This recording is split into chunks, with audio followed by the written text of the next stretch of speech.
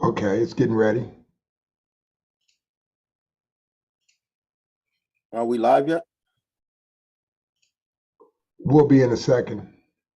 Oh, I was going to see if you a joke and find that welcome back Carter theme music. Well, there we go. We're live on the YouTube, so we're gonna go ahead now and welcome everybody in on our return from our hiatus. Got a lot of rest in the middle of all of it, but we're here now, so let's just go ahead and say good morning to everybody. Good morning, Big Joe. What's up? What's up? Another day in paradise, brother. Good morning, John. Good morning. Good morning. Ready to go? All right, let's just get right into what we wanted to do today. We wanted to kind of do an open thing, where everything's on the table, kind of ease back into all of this stuff and what we've been doing and what we've been doing on our time off. It's been a couple weeks off, which I enjoyed, getting away from all this negativity with policing and taking a break from it. And Joe and I had a good trip down to Little Rock, Arkansas for the 65th commemoration of Little Rock 9. That was great. We went down and did that down there. And Joe, you want to take a few minutes and talk about that trip we had down there? Well, for me, it was moving. For me, it had a profound effect. I mean, you hear people say that all the time, but I can tell you, kind of like you hear people talk about epiphanies or whatever else. But for me, hearing the stories and being able to actually touch and speak to people that are living documents, as opposed to something behind glass, is totally different. And one of the things that kind of moved me to no end was when we got in front of the school and I put my feet on the ground. And for me, and I can't tell you how I did for anyone else, I could feel a vibration. I mean, it was moving. And I immediately started calling a couple of people and made some calls because, like I said, I my feet touched that ground and I could almost, it's kind of like Twilight Zone-ish, you almost feel like you've been hurled back because for a moment you could hear the noise, you could hear the military people in movement. You could hear the screams. You could feel the visceral hate, for lack of a better term. So it kind of moved me, and not kind of, it did move me. And then listening to the stories, particularly of the one young lady whose picture you see, they had spit on this girl so much that they could wring her dress out. Think about that. I mean, the hatred that we have for each other, based on a preconceived notion, a bad notion, that other people are less than because of the color of their skin. It just boggles the mind. And as a side note, you got to sit back and ask yourself, I mean, I'm a big sci-fi guy. You got to ask yourself, if there's other life forms out there, they got to be sitting back, man, we ain't messing with these guys. They're not even up to our level yet. They're killing each other. I mean, and not even get into the God thing, but just on a 20th note. But for me, it was inspiring. I mean, listening to the one lady, I should say, that I did not have knowledge of was the fifth victim of the Birmingham incident. Again, and I thought I was pretty good on research. I did not know that there was a survivor from the Birmingham incident and the trauma that they put that child through. So in the bigger scheme of things, when we start talking about diagnosing maladies and trying to fix what's broken, again, I will say this and I will maintain this. In any recovery program, you have to admit there's a problem. And until America admits there's a problem with slavery, we haven't even reached the first step. And I'll pass the mic at that point. I'll get off my high horse. What I liked about it particularly was, first off, Miss Robin White, who put it together, who works for the Park Service there in Little Rock. And the program was really, it was amazing because they got the members of the Little Rock Nine who could make it there. And they were actually the moderators of the different segments, everything from income to mental health. There were different workshops. But our workshop, what I particularly liked, was at the Ron Robinson Theater, downtown Little Rock, on the final day, which was the final workshop. And it was on policing. And I really liked the way they handled it and got away from all the speakers on the panel talking, doing a big I, me, I'm this, I did that. And we went straight to questions from the audience, which I like on panels, because then when you get agencies that will send people to be spokesmen for the program, but not be factual. When you're hit with questions right there out of the gate, not knowing what they're going to be from the community, you have to be 100% transparent. So I like that part of it. I really like the reception that we got from the people in Little Rock. I mean, I was really surprised. I'd never been to Little Rock.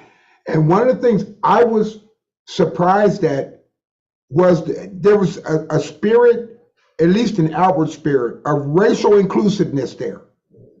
You know, there was still an undercurrent, which you learn as you speak to residents there as we got to know them. And Joe, we would be remiss if we didn't speak about Mary. You know, we get there to this event, you know, that's celebrating the commemoration, 65th commemoration of the Little Rock Nine. And Joe and I are checking into the hotel, and we meet this white lady and her husband, Mary Lizzo, and her husband, Dan. And Mary comes down and she's very forward. She knew a little bit about me and Joe. And she's like, oh, we're excited you guys are coming to the event and this and that. And, you know, just real free-spirited lady, you know, just, I mean, just real outgoing. And so we met and talked with her, and I'm like, wow, well, this lady, you know, is really into this. You know, she's been going to the programs that take place before me and Joe got there. And then we got to know her really well. And Mary shared a story with us of her mother. And this is in respect to civil rights and voting rights, of what the Klan did to her mother, where she grew up in, I believe it was Detroit, if I'm not mistaken, correct, Joe? Yeah. And her mom one day saw the freedom marchers that were trying to get voter rights legislation passed in the South, and just out of the blue told her husband, I want to go do that. Now, they weren't a poor family, you know, so it's not like they didn't have anything else to do. And so she went and participated and for voting rights in the South, and went to a lot of the marches. And Joe and I got to see some of the pictures that are on display in the Park Service with Mary's mother, one of which Mary signed. And she told me and Joe the side story away that night, me and Joe and her husband, Dan, and we were all just kind of sitting in the hotel lobby just talking. And Mary talked about how the Klan, along with the government, killed her mother. And the Klan had a magazine at that time that was called Freedom Riders. Night Riders. Night Riders, okay, yeah, Night Riders. They actually put the picture of Mary's mother shot up on the cover of this magazine. And she said, you know, she was on, was it eBay, Joe? Yeah. She was on eBay a couple years ago, and there was that magazine cover. Somebody was actually trying to sell it. And she fought with eBay to get it taken down. And you know, she told me and Joe about how, you know, here she was, this white lady who she was afraid to speak on the triumphs that her mother had done because of what could happen to her. And we grew very close to her and her husband, Dan, there, and had hours-long conversations. You know, so we're hoping to get Mary on a show eventually to kind of just let her talk about the sacrifice and struggles, because I think sometimes when we talk about civil rights, and we can remember Dr. King and Medgar Evers, remember all these people, but there's a lot of people we don't know about that didn't necessarily look like us, that walked away from a lot of things where their life was comfortable. They could have just sat back and said, it's not my problem. And it cost Mary's mother her life, and Mary a lot of her career. And she's met a lot of great people from John Lewis to she travels on her money to these events, these civil rights events to this day all across the country to speak. So, you know, Little Rock for me was a rekindling. You know, I like doing that open mic and questions answered, but that's in a nutshell. You know, I want to thank, like I said, Miss Robin White for thinking enough of Joe and myself and Dr. Broussard and the DOC, and she brought us all together down there on that final night there in Little Rock. So that's what happened with that. But we're gonna open it up and get into a few topics. We got 45 minutes left, so let's go on and just hit right into it. Big John, what you got on your plate? First of all, I want to just start off with this.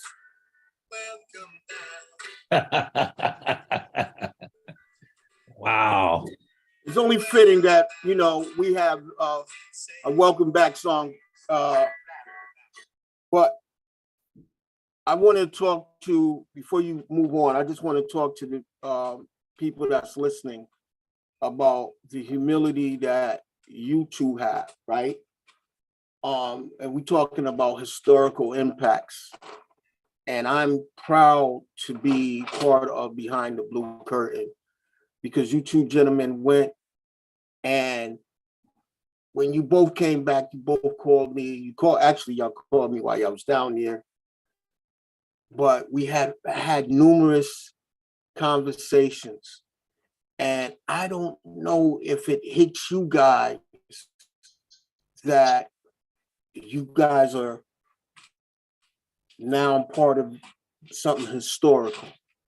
That when people talk about the great meetings of minds and the great conventions and stuff like that, they will mention Joe Mosley.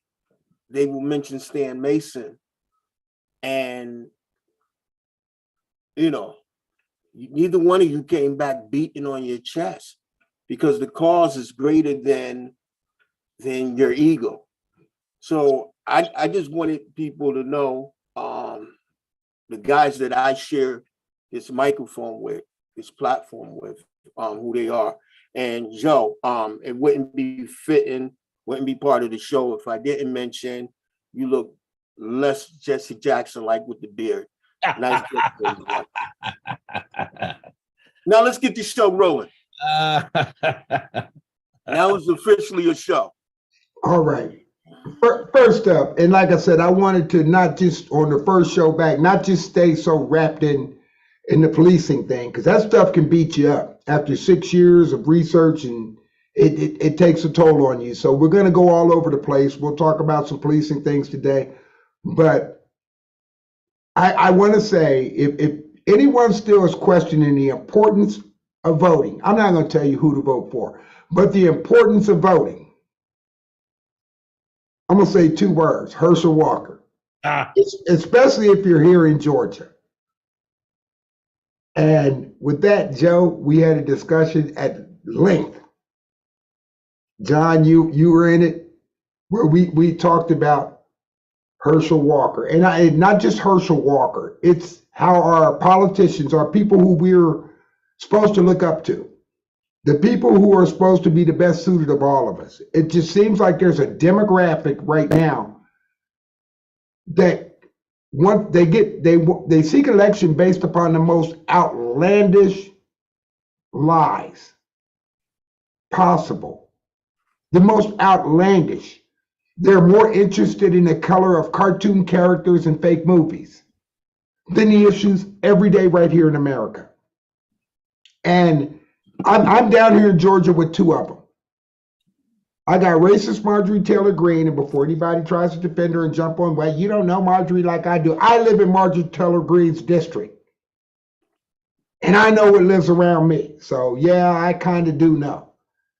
But Joe, Brother Herschel, I know. What? Come on, John. What do we do? I think the problem is not the Herschel Walkers, it's the people. We get so caught up into a person's status or title. Like Herschel Walker, to me, in my opinion, could have been one of the greatest running backs ever, definitely on the college level. But what does that say about his character? What do that, this guy used to be a movie star. We're gonna vote for him. We get so caught up into people's character on what we see them do as a profession. Yes, he's great at football. He's great in movies. He's great in this. But we don't take the time out. I mean, there's a better way of saying it. Joe, can you help me out a little bit of what I'm really trying to say? That we get so caught up into celebrity status that, the best person for mayor or governor or president may be the guy that lives next door to you, who's morally sound, who's about issues, who's out here cleaning up the community, doing the things that needs to be done. Maybe an ex-convict, someone who's been through something and turned their lives around, and they're working for the betterment of their community. But we get so caught up, oh, he got this record. Oh, this guy used to be a great basketball player. Being a great basketball player don't make you a great politician, don't make you a great leader. I'm gonna shut up on that. And John, let me just say this. I think America doesn't even know anymore what a great politician is. We have disintegrated to a degree where you can be racist and be considered by a significantly large portion of this country as a great politician. You can be an absolute abject idiot and be elected as president of the United States. You can be treasonous in this country. You can say things about women's bodies that would get the average person fired from their job, no matter where they work. And it's dismissed. I think we have put too much religion in our politics, far too much racism into our politics. We've allowed one demographic of people to inject this new wave of culture, colonial Christianity, Christian nationalism, I call it colonial Christianity, and use that to judge everybody else and as the basis to attempt to legislate laws, which I call Christian Sharia. Joe? Well, first of all, thank you, John, for that, what you just said, and I have to agree to everything you said. But I have to digress a little bit. As the great Izzy likes to say, the system is working as it's designed. And let me tell you why I say that. I'm reading a book now. It's called The Founder's Fortunes, How Money Shaped the Birth of America. And in it, it goes through how the founding felons shaped this based on money. So from the very beginning, this was about money. It had nothing to do with rights. I mean, the Constitution was a great document for white men. So it's working the way it was supposed to work. Ben Franklin wasn't a pauper. George Washington and Ben Franklin actually started out kind of broke and wound up millionaires, according to this book. But they based their principles on their money and their income. People like to tell you, well, Ben Franklin wasn't a slave owner. The hell he wasn't. He was. In this book documents it. So in that vein, what you see happening is exactly the way it was designed.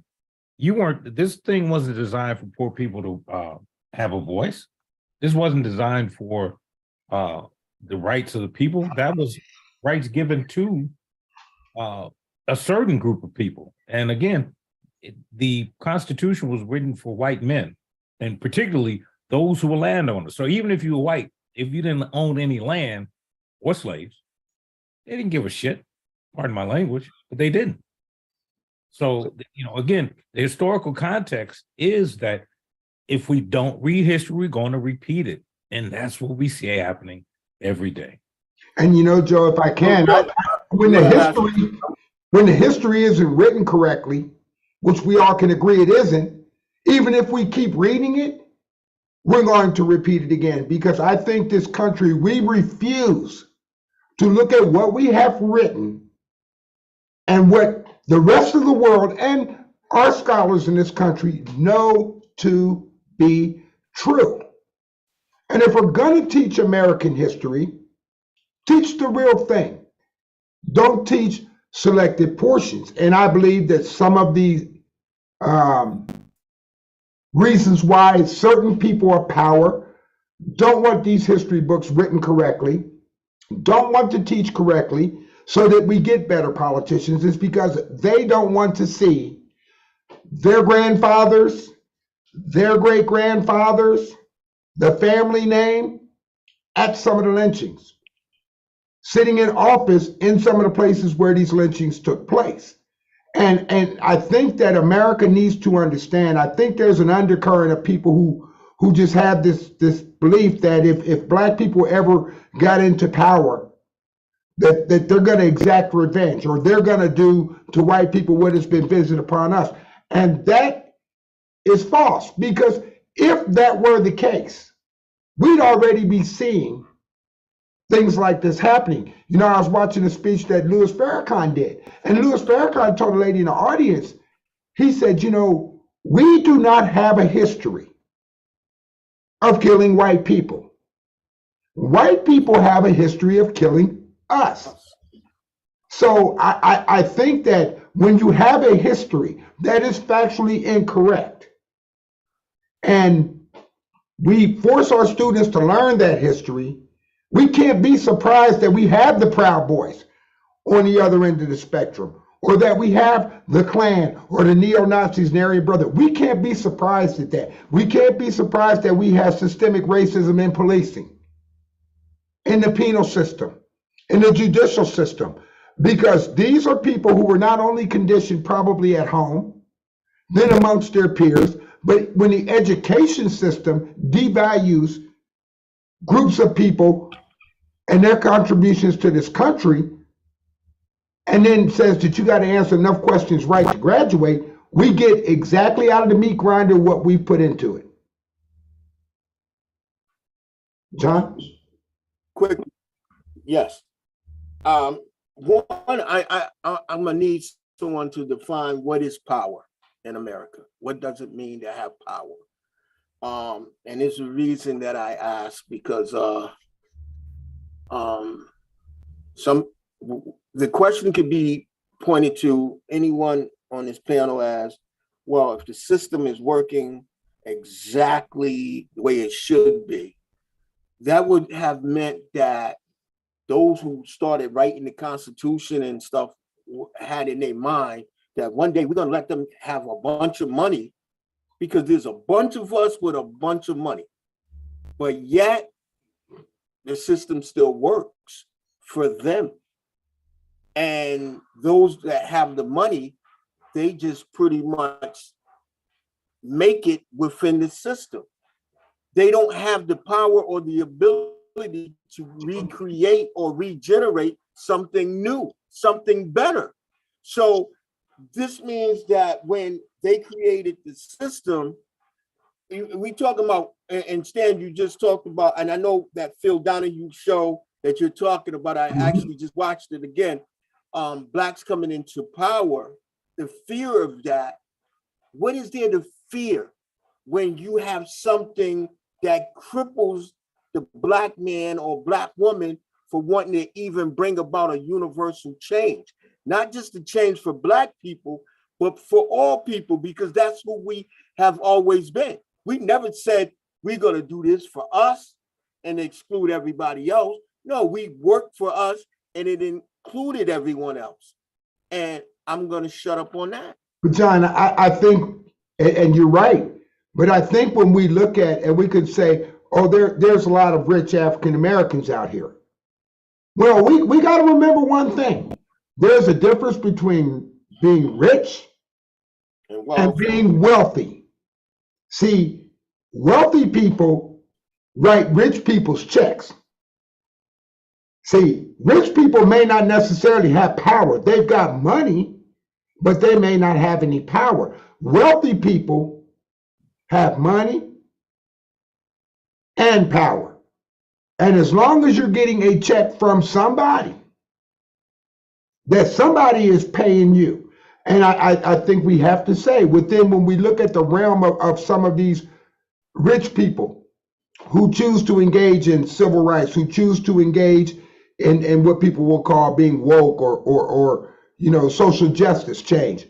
Watch how quick the wealthy come against them for simply trying to say, while I am stable, I want to do something for those that aren't as stable as me. Joe and I met Mary. She's a perfect example.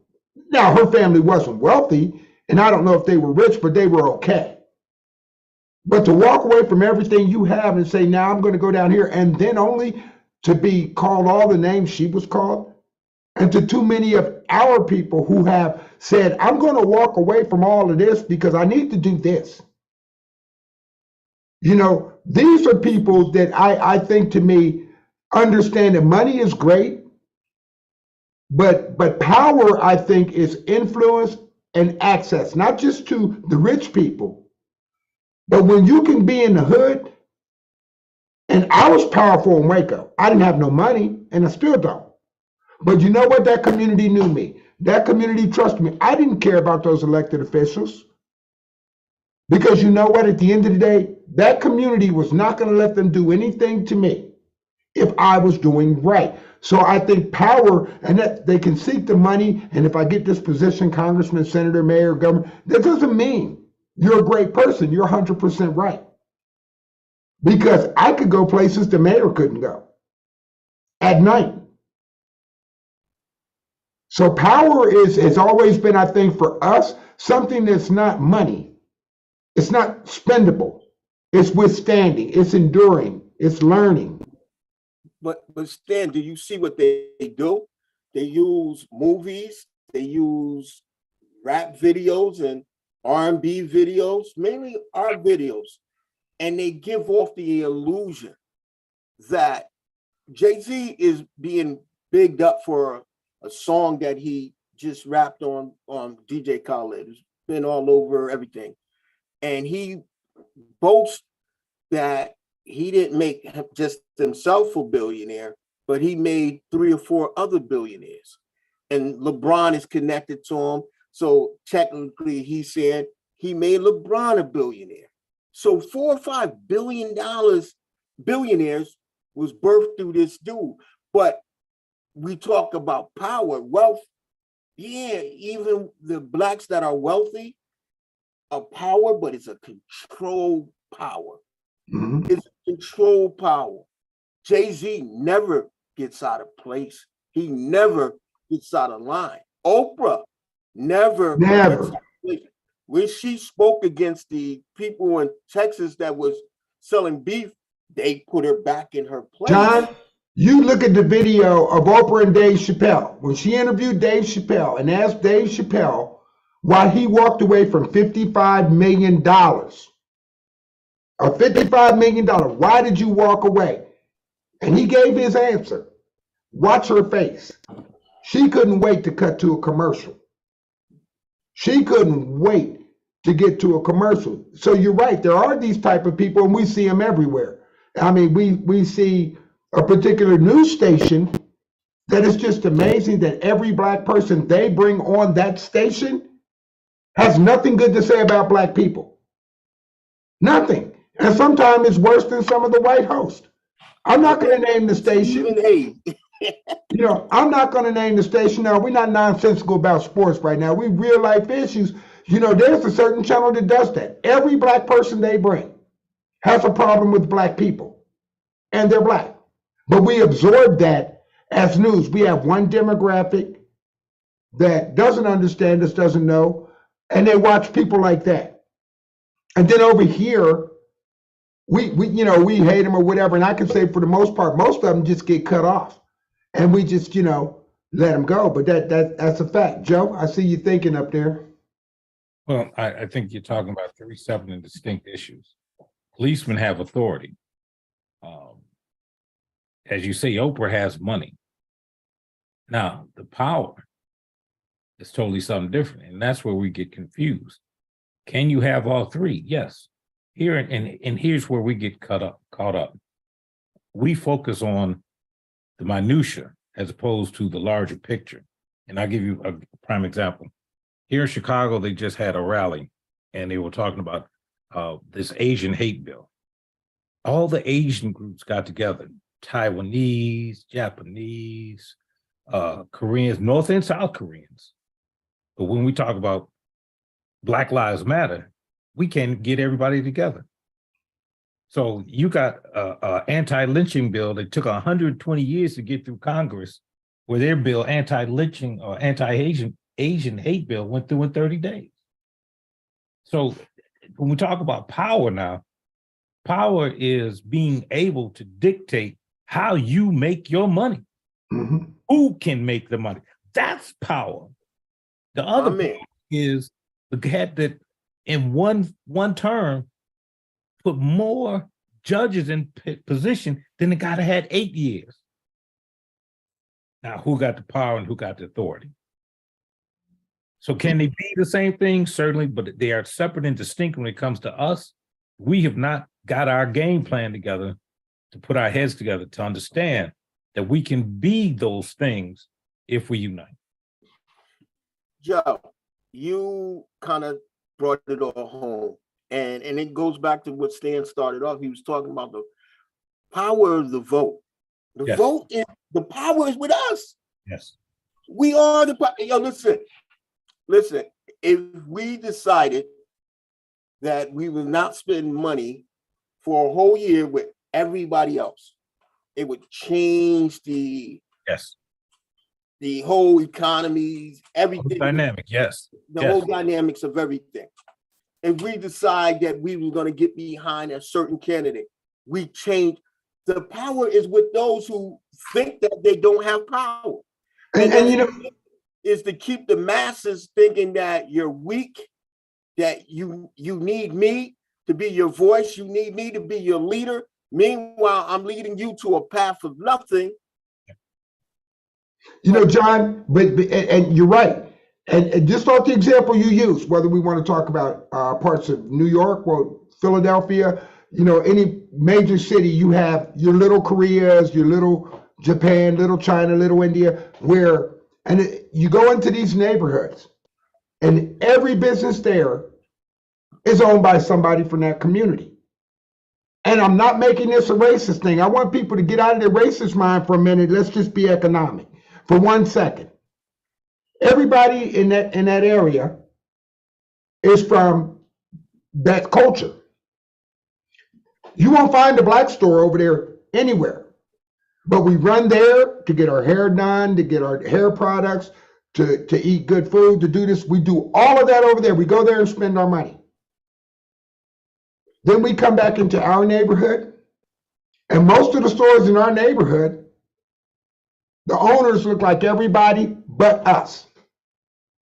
Now, I won't let anybody throw the race card down too quick on this, because guess what? When that storefront was abandoned, you could have bought it just like they bought it. But you didn't. You know, so these people now come and make money in your hood, and then you don't want grocery stores there with fresh vegetables, milk, eggs. You don't want that there. Every store in the hood, every one of them's lottery tickets, malt liquor, cheap wine, cigarettes, cigars, drug paraphernalia up on the counter. You could probably get the drugs out the back door. Not every store, but a bunch of them. Y'all know what the stores I'm talking about. And then when you need fresh eggs, you need milk, you need this, you drive out of your hood to the other side of town to buy it at the grocery store. Once again, your dollar's leaving your area. But then, we don't ever try to or push to get a business in these other areas, but we go there and give them our money, then allow them to come into our area and buy up everything. And then we want to say it's racism. That's not racism, that's economics. Let me just say this. Again, why history is so important. And I hate to I beat this drum and I'm not going to stop beating it. So anybody that don't like history, you ain't going to like me at all. But let me just say this. If you look at the King organized bus boycott in Birmingham or Montgomery, understand two things. It's exactly what John just said. It was about economy. But what happened? All those Black people said, we're not riding these buses. And they did for 1 year. And they forced the Montgomery Bus Company to change its policies. So people talk about Rosa Parks and her importance, but the Little Rock Nine played as much a role in the civil rights movement than anything else, but we don't talk about that. We don't talk about the Memphis 13, who were grammar school kids 4 years after the Little Rock Nine that did the same thing. We don't know our history. We don't know our economic history. We don't even know our economic strength.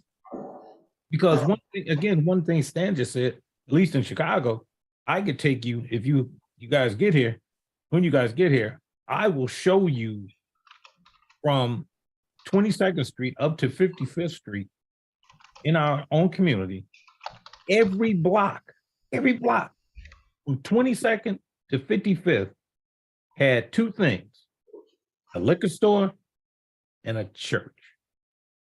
Now, let's talk, if we're going to talk about power and economics, we got to talk about the influence or disinfluence of the Black church.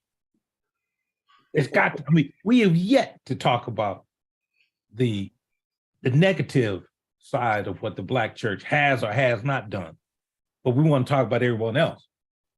We talk about Christian national identity, but we don't talk about that BS that some of these Black churches, prosperity pimps, we've talked about them several times on this show. Oh, we have. I think we need to hit them up pretty good. But if we look at these prosperity preachers, mega churches, tell me how many of those mega churches have turned around, and hear me out, and I'm not throwing salt at anyone in particular.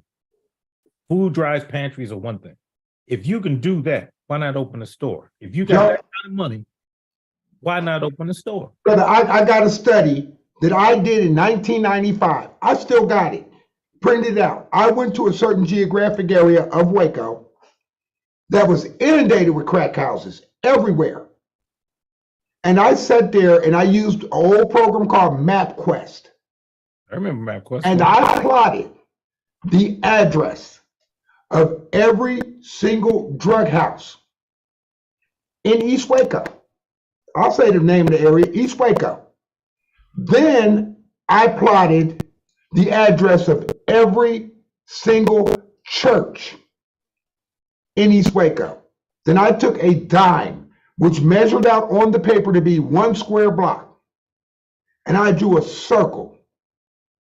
And it was amazing that within 1 to 2 blocks of an area, if there was a church there, there was a dope house there. The parts that did not have a church in the immediate area, they didn't have a dope house in the immediate area either. And it was amazing because it's not something somebody can say, well, that's not true. Well, here are the addresses of both. And it seemed as if the drug dealers knew that the church had surrendered. I think we typically have the neighborhood church. Everybody in the neighborhood went to this church. They all knew each other. The church had a good bond, blah, blah, blah, blah, blah, the structure of the Black church. But then I think we moved into the transitional church. The church doors were locked.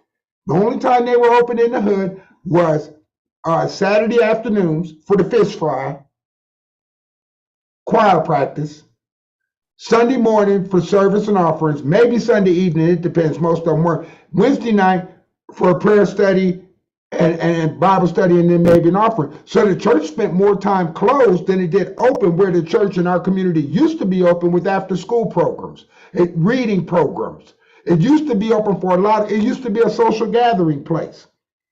So we surrendered a lot. And then they say, well, the neighborhood's not safe, the neighborhood. And I said this in Waco 20 years ago, and it holds true today. If the church does not get into the community is going to get into the church, and it's usually going to be after hours.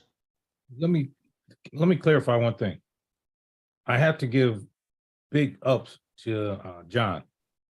And he didn't know I was going to do this, but I got to say this. Here's a guy that has truly done what he was supposed to do, and it continues to be an icon. And let me tell you why I say that. When I talk about the food pantries, I'm not talking about the independent operators like John. I'm talking about the mega churches where your pastors are driving Rolls Royces, where they're coming in convoys to church to preach to you. In a convoy. Here's a man of faith, but he needs protection. But here's a man of true action and true faith who walks through his neighborhood. Now let's talk about authority and power. And that's where there's the conflict. Because the guy that should be the icon of what you need to be following is right here on this screen. And yet, nobody goes to give him a hand. I'm sorry, John, I just had to do that. I appreciate it, man, but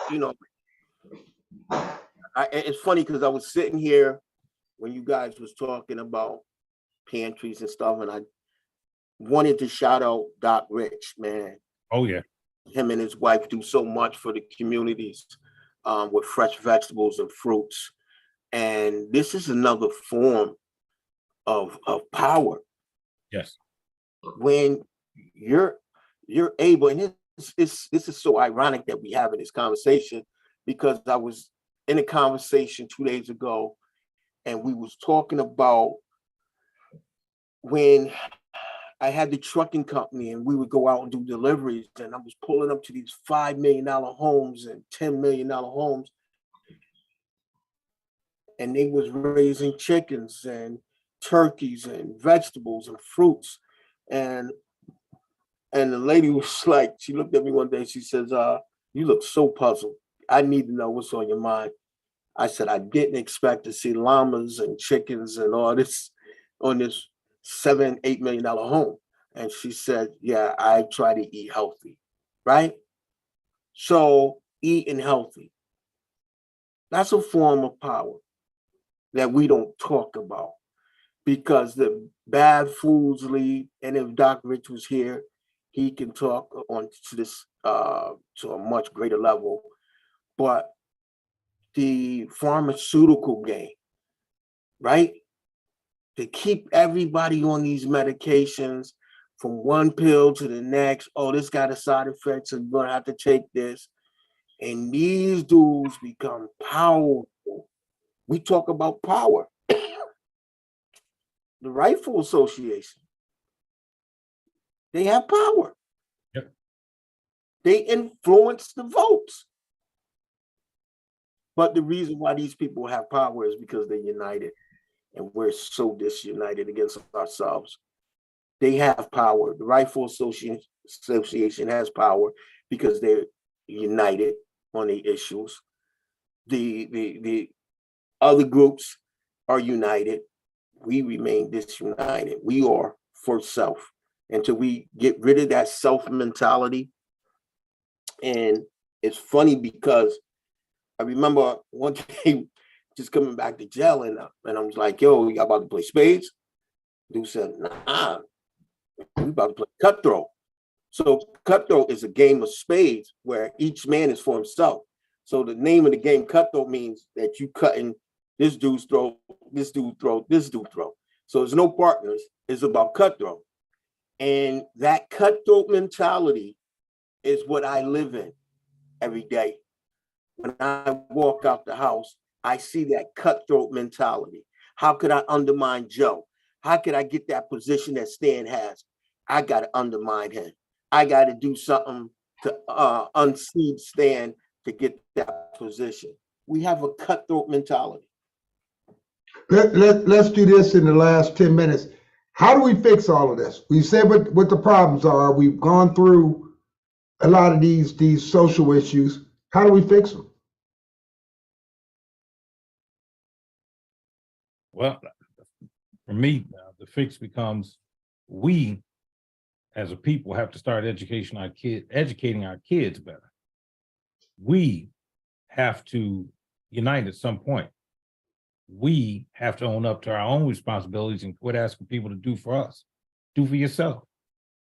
You know, everything we keep asking people to give me a hand or a hand up. And some of the Republican stuff I have a problem with, but some of it makes sense. That's why I call myself a Republican. I mean, I like some of everything, but I think everything, it's kind of like the George Clinton, everything begins on the one. And it does. Everything. From music to health, it starts with the first person, us. And until we make that first step towards independence, ain't nothing. We're gonna keep being the economic slaves. You know, and Joe, I'm gonna agree with some of what you said.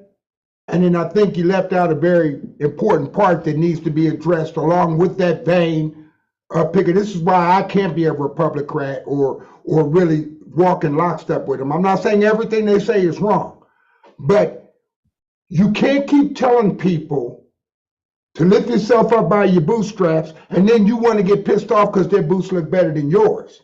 Now, there are Black people in this country that are doing things that are met with social, political, and economic obstacles by people in power. The same people who will say, you need to do better and you need to do. So I think that when we start talking about change and policies and things that will work, if you're gonna give a man a hand up, don't have the other fist clutched. You know, I think we can go down through the history from Black Wall Street to Rosewood. We could go down through and see what has happened. Once Black people get into a certain position, they get met and targeted, or Hispanic people, or poor people who elevate themselves. So I think if America wants to say you can do better, stop wanting everybody to do it for you. Okay, but when I'm doing it, how about you stop pulling me over on the side of the road and searching me for nothing? I'm not a drug dealer. I'm a businessman with money. How about you give me the grants and programs that you're willing to give Brett Favre? See, so I think we got to say to the system, don't just tell people of color and poor people do better. And then when they're doing better, you feel threatened because America has failed the math test. Somehow we think that equal means I got to give up something. If John were ever equal to me, it cost me something. And we don't understand that here. And America is always looking for somebody to keep beneath them. So I agree with a lot of what you said. But I think we can't brush over the fact that there are too many people who are trying to do things. And when they are, and they get a little bit of money and a little bit of push and emphasis, they become targets. And the system turns against them. John, final thoughts? Yeah.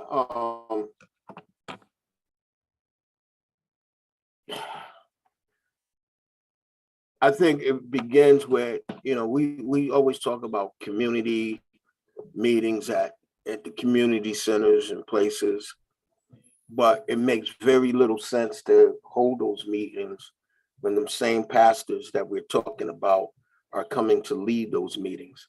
And then they run back to the mayor's office. Hey, yeah, I talked to the people. They good. Yeah, okay. Oh, so all right, so you're gonna get me a street named after me. Oh, okay, thank you. See, this has been the game. So what we need is more of what you guys did when you went to Arkansas. We need people like you guys to get out and speak to the community, to the heart of these issues, not these pasteurized, I ain't gonna say that word, but we don't need that. And far as you said something about money, Stan, power, that these people are met with oppositions, the people with the wealth, the people with the money, but that's because they're trying to fit in. If you're gonna fit into my system, you're gonna play by my rules. But when you start looking at other groups that created their communities, whatever that community is, when they begin to create their own communities, they begin to create their own system. Yes, their own rules. Their own rules. And everybody embraced those rules because they knew the power that that group possessed. and I'm gonna shut up. All right, well, it's been a quick hour. Flew by. We went through a myriad of topics, but I think it's things that are on a lot of people's minds. And a lot of people don't know how to address it or need a conversation starter.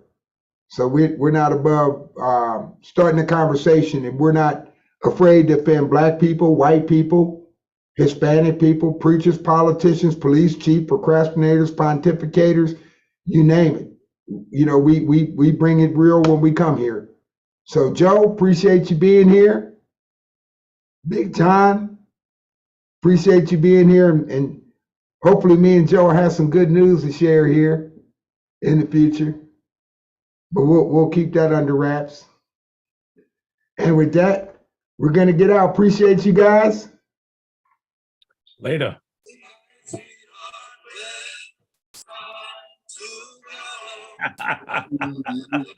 We gotta work on that audio.